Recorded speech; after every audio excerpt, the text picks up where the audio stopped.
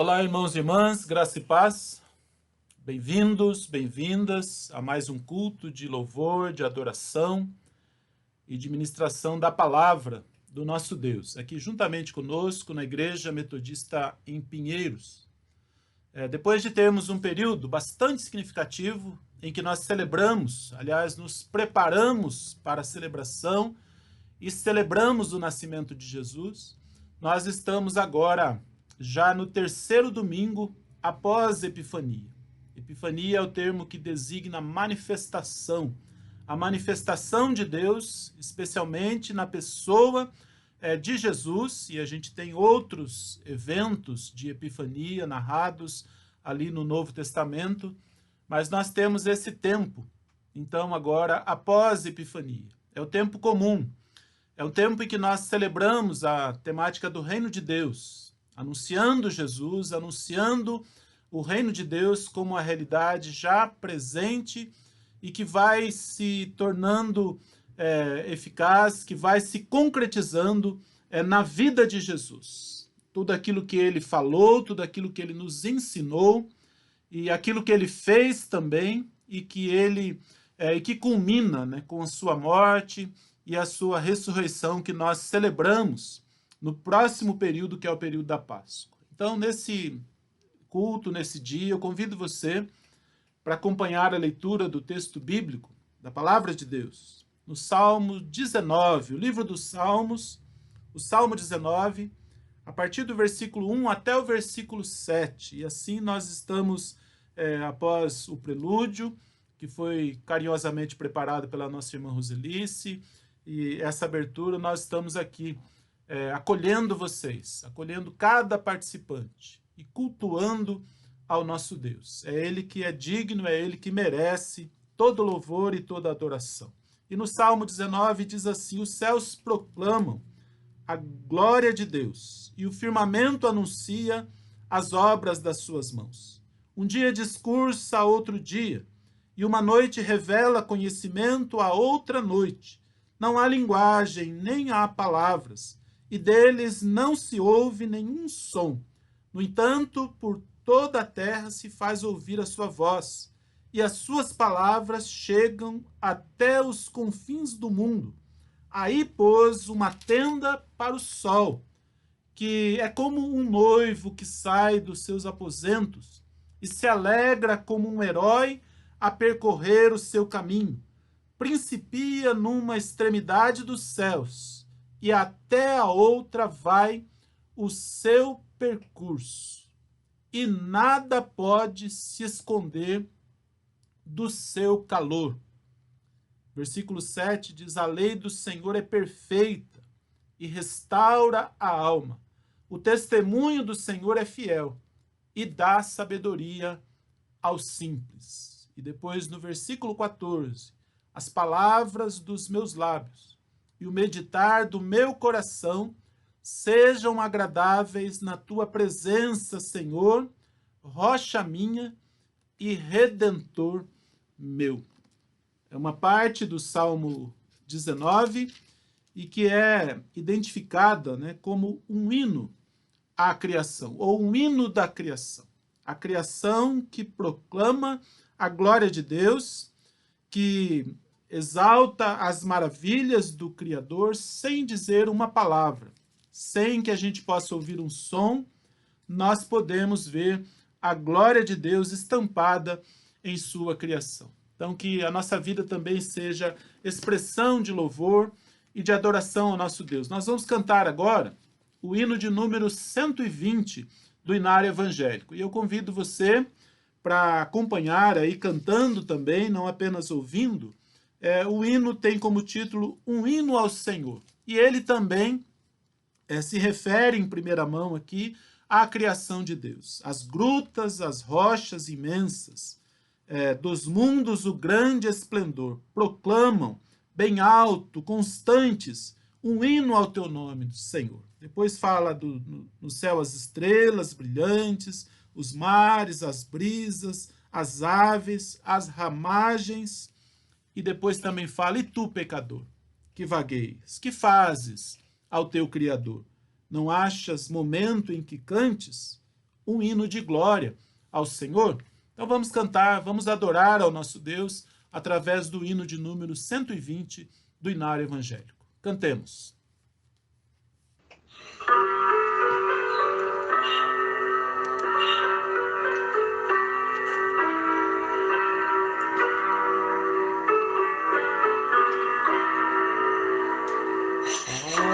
As frutas, as rochas imensas dos mundos, o grande esplendor, proclamam bem alto constantes um hino ao teu nome, Senhor.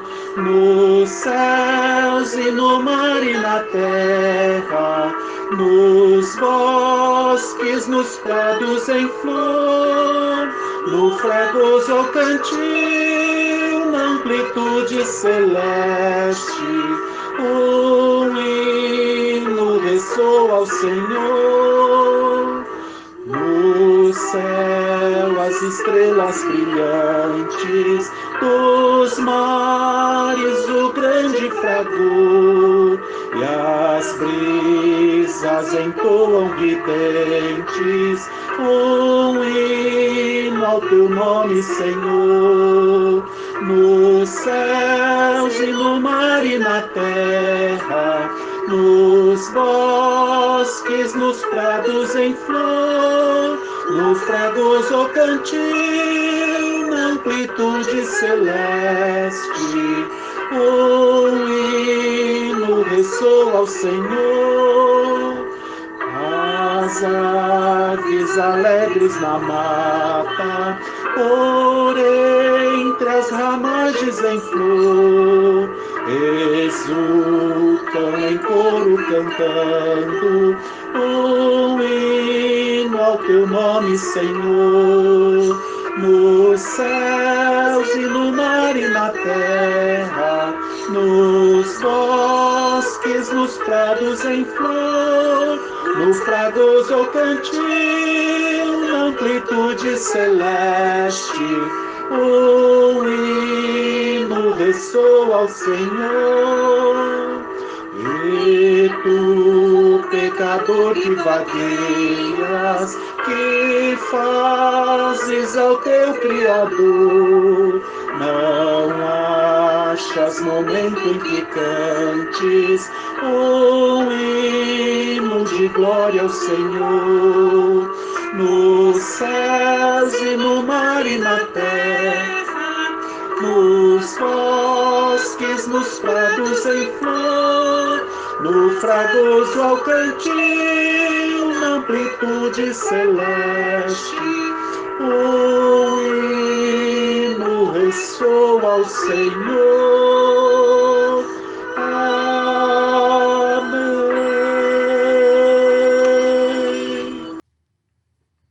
Vamos orar, irmãos e irmãs. Nosso querido Deus, nosso Pai de amor, nós queremos agradecer pela oportunidade de nos encontrarmos, mesmo que aqui, por este canal, por esta via.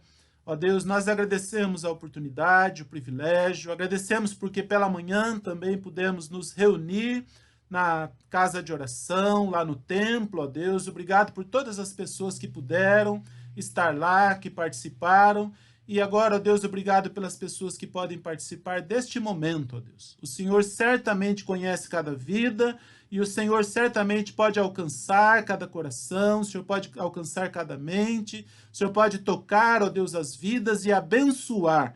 Abençoa, Senhor, as nossas vidas, junto com as nossas casas, as nossas famílias, e abençoa a tua igreja, Pai. Fortalece a tua igreja e usa-nos, ó Deus, para proclamar as tuas maravilhas. Aceita, Senhor, o nosso louvor. Aceita, ó Deus, a nossa adoração que nós ofertamos em nome de Jesus. Amém, Senhor. Amém. E neste momento eu convido para que possamos ler a continuidade dos Salmos. Lá no livro dos Salmos, o Salmo 19, vou repetir o versículo 7 e vamos ler até o versículo 13, que diz assim: a lei do Senhor é perfeita e restaura a alma. O testemunho do Senhor é fiel e dá sabedoria aos simples. Os preceitos do Senhor são retos e alegram o coração. O mandamento do Senhor é puro e ilumina os olhos. O temor do Senhor é límpido e permanece para sempre.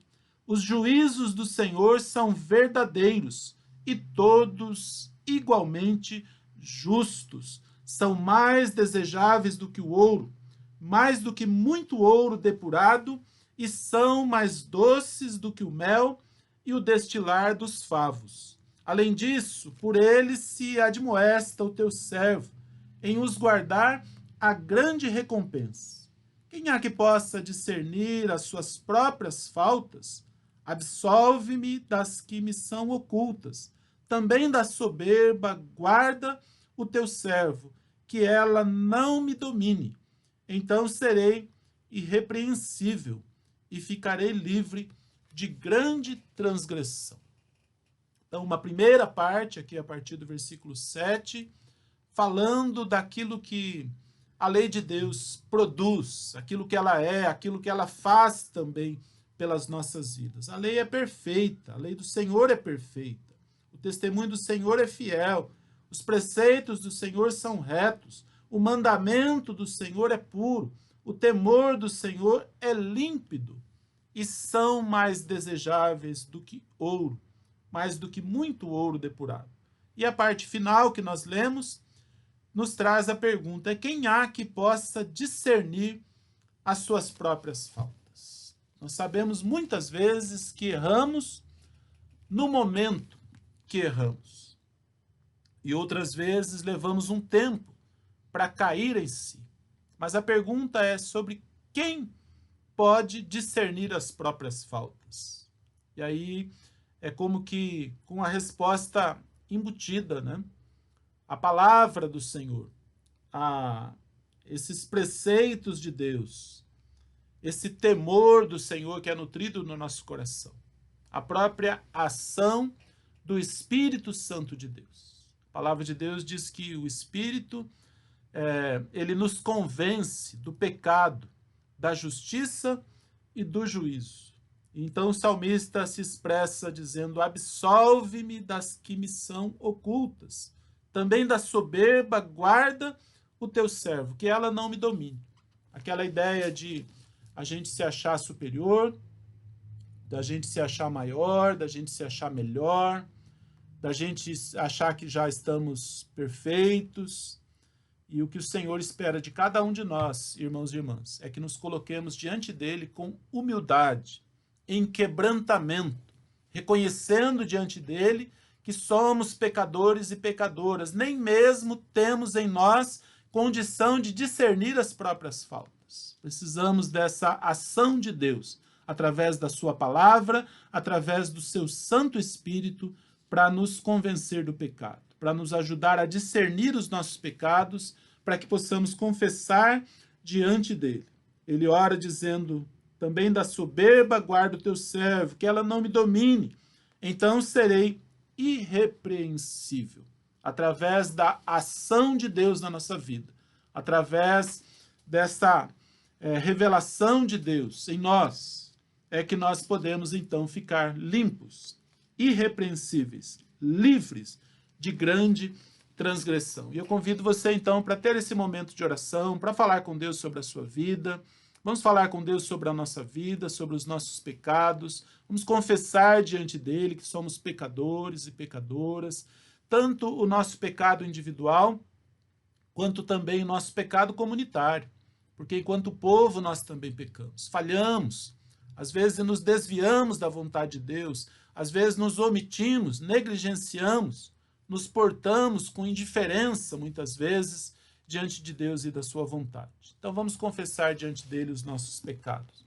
Pai, nós pecamos muitas vezes e precisamos, ó Deus, que o Senhor nos perdoe, que o Senhor nos purifique, que o Senhor nos limpe, que o Senhor trate, ó Deus, das nossas vidas. Obrigado, ó Deus, pela tua lei, pelos teus preceitos, pelos teus testemunhos, ó Deus, pelos estatutos que o Senhor deu e que são instrumentos do Senhor para nos mostrar os nossos pecados e também para nos purificar, ó Deus. Abençoa, Senhor, cada vida, fortalece, ó Deus, na disposição de humildade, de quebrantamento, mas também, ó Deus, com a bênção de que nós somos perdoados em Cristo Jesus, que pagou na cruz o preço dos nossos pecados. Abençoa-nos, ó Deus, fortalece-nos individualmente e também fortalece a nossa vida como igreja, para que sempre possamos fazer e viver na tua vontade. Nós pedimos e agradecemos, Senhor, em nome de Jesus.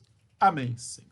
Amém. E ainda o versículo 14, nós trazemos aqui como uma parte da proclamação do perdão. Quando o salmista diz assim: as palavras dos meus lábios e o meditar do meu coração sejam agradáveis na tua presença, Senhor, rocha minha e redentor meu. E junto com essa parte final do Salmo, que afirma propósito diante de Deus, nós trazemos aqui o texto de 1 Coríntios, a primeira carta aos Coríntios, capítulo 12, o versículo 27, que diz: ora, vocês são o corpo de Cristo e individualmente membros desse corpo. Nosso pastor, reverendo Silas, vai ministrar a palavra logo mais, aqui a partir do texto também de 1 Coríntios 27. Que nós estejamos diante de Deus, reconhecendo a nossa condição de corpo de Cristo. Juntos nós somos corpo, individualmente somos membros desse corpo. Membro que tem função, e essa função é somada à função dos demais membros. Nós vamos agora acompanhar os nossos avisos, que são sempre muito breves, e vamos então participar de um momento de louvor significativo. E na abertura do momento de louvor, temos a oportunidade também de dedicar as nossas ofertas, dedicar ao Senhor os nossos dízimos, reafirmar que nós temos o compromisso com a casa do Senhor, com a obra do Senhor, para que ela seja sustentada, para que ela possa dar continuidade, com gratidão por tudo que o Senhor tem nos dado. Nós também ofertamos a Ele uma parte, e queremos que isso que nós ofertamos seja e tem sido aplicado para a obra do Senhor, para que a obra do Senhor continue também aqui através da nossa Igreja Metodista em Pinheiros. Vamos louvar ao Senhor e logo depois o pastor Silas estará nos trazendo a palavra e ministrando a parte final do nosso culto. Que Deus nos abençoe.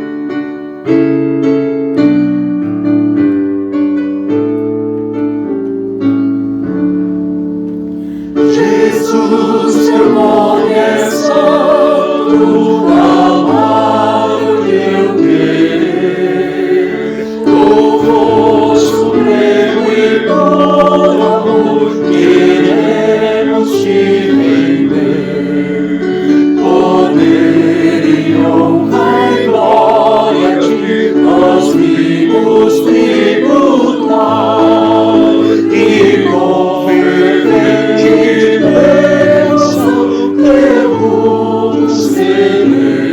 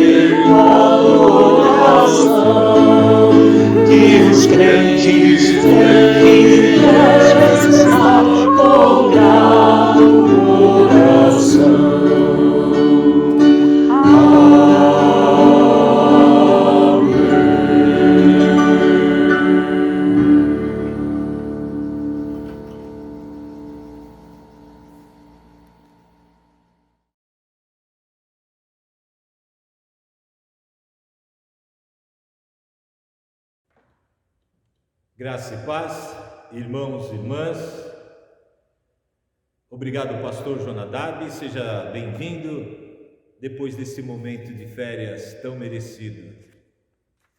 Nosso texto nessa noite se encontra em 1 Coríntios capítulo 12, do versículo 12 até o versículo 27.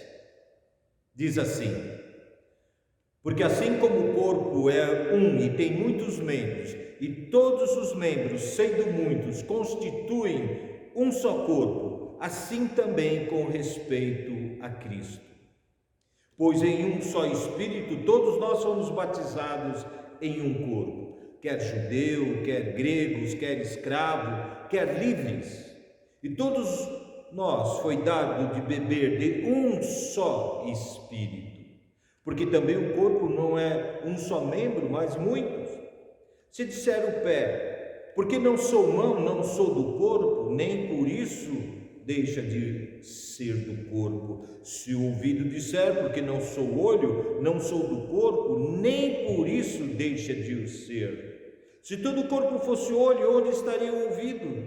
Se todo fosse ouvido, onde o olfato? Mas Deus dispôs os membros, colocando cada um deles no corpo como lhe aprouve. Se, porém, fossem um só membro, onde estaria o corpo? O certo é que há muitos membros, mas um só corpo. Não podem os olhos dizer à mão: não preciso de ti, nem ainda a cabeça aos pés: não preciso de vós. Pelo contrário, os membros do corpo que parecem ser mais fracos são necessários. E os que nos parecem menos dignos no corpo, a esse damos muito maior honra. Também os que em nós não são decorosos, revestimos de especial honra. Mas os nossos membros nobres não têm necessidade disso. Contudo, Deus coordenou o corpo, concedendo muito mais honra àquilo que menos tinha, para que não haja divisão no corpo.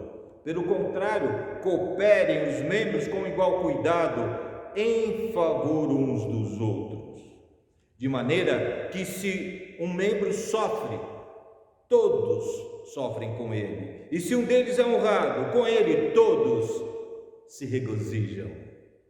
Ora, vós sois corpo de Cristo e individualmente membros deste corpo. Aleluia. Obrigado pela tua palavra, Senhor, que nós possamos ser acolhidos por ti e nos sentir parte deste corpo que é a tua igreja. Em nome de Jesus, fala aos nossos corações. Amém. O texto bíblico lido certamente está entre os mais conhecidos da Bíblia. O apóstolo Paulo usa a imagem do corpo e das suas muitas partes para falar à igreja. E é muito difícil ouvir esse texto e não se lembrar daquela história antiga, muito conhecida por nós, que conta sobre um momento onde ferramentas de uma carpintaria começaram a discutir sobre o seu próprio jeito de ser e suas diferenças. Conta-se que certa vez, numa carpintaria, reuniam-se algumas ferramentas para tratar de suas diferenças. O martelo, se achando o mais forte, logo assumiu a presidência da reunião. Já no início, alguém disse a ele que deveria renunciar e não ser o presidente. Você é muito duro, barulhento e passa o tempo todo dando golpes e batidas. Não dá para te aguentar. O martelo aceitou que ele era assim mesmo e acabou declinando da presidência. Mas pediu que o parafuso fosse retirado da reunião. Diz que ele sempre precisava dar muitas voltas para conseguir alguma coisa, e isso fazia com que todos perdessem muito tempo.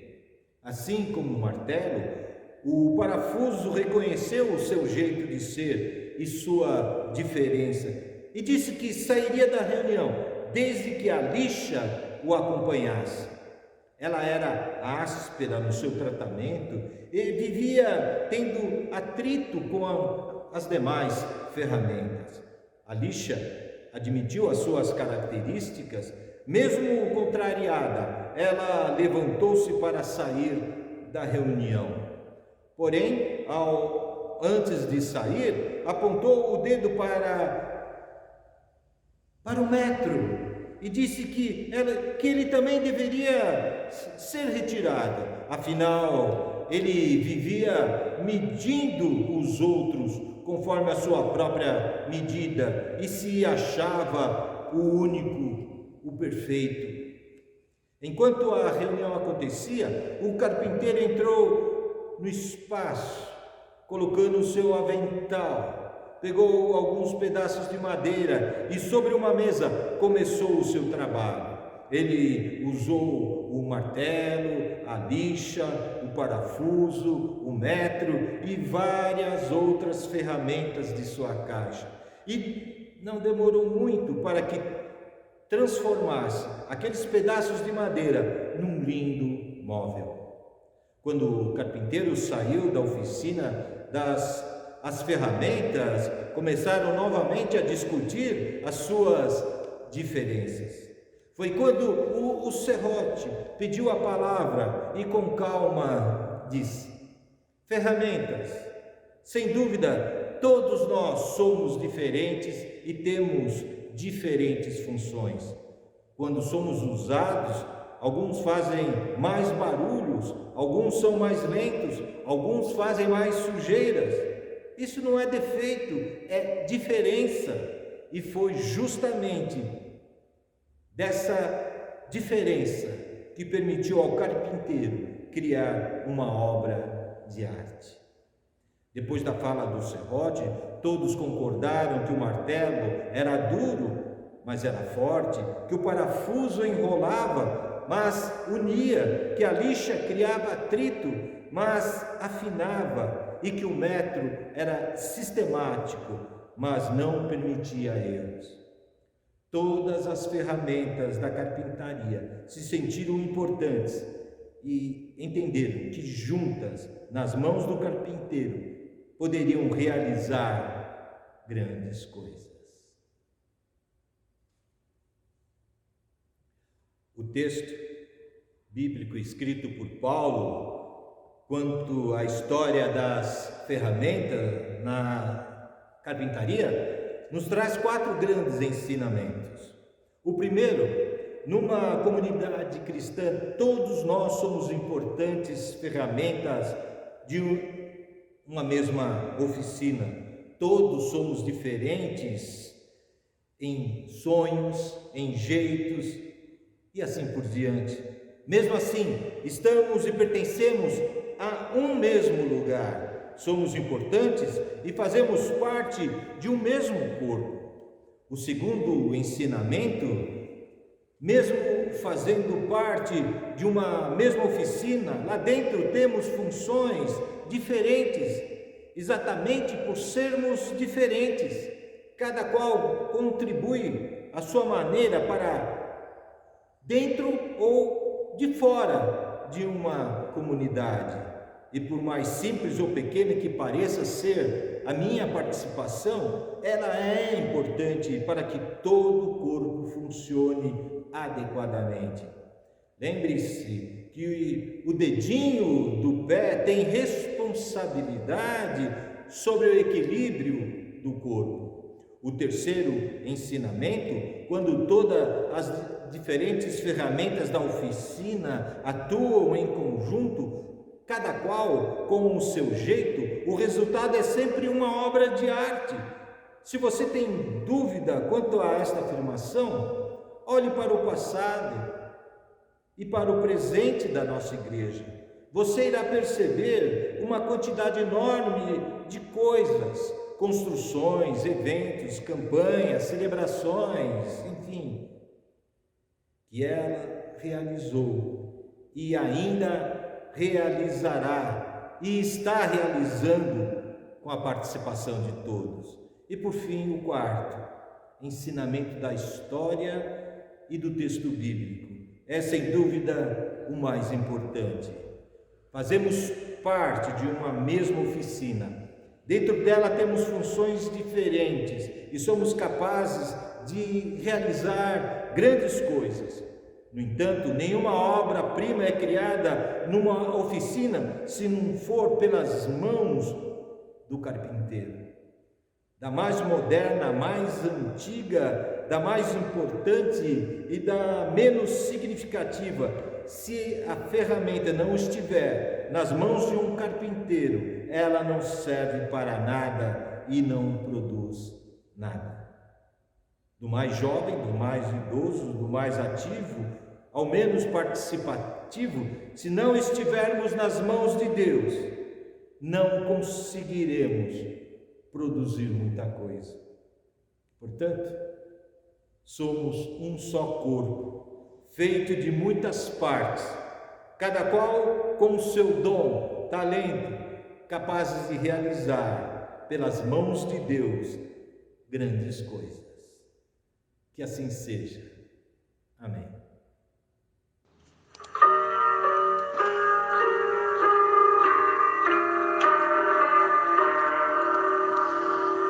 Tua vontade faz, ó Senhor, eu sou feitura, Tu és o autor, molda e faze todo o meu ser, segundo as normas do Teu querer. Tua vontade faz, ó meu Deus, sonda e corrige os passos meus, torna-me santo como Tu és, ouve os meus rogos, eis-me a Teus pés. Tua vontade faz, ó meu Pai, por ela o crente vive e não cai, guia minha vida com Tua luz, poder e graça dá-me Jesus. Tua vontade boa e sem par, quero na vida realizar. Vive, triunfa, domina, enfim, reina supremo, meu Deus, em mim.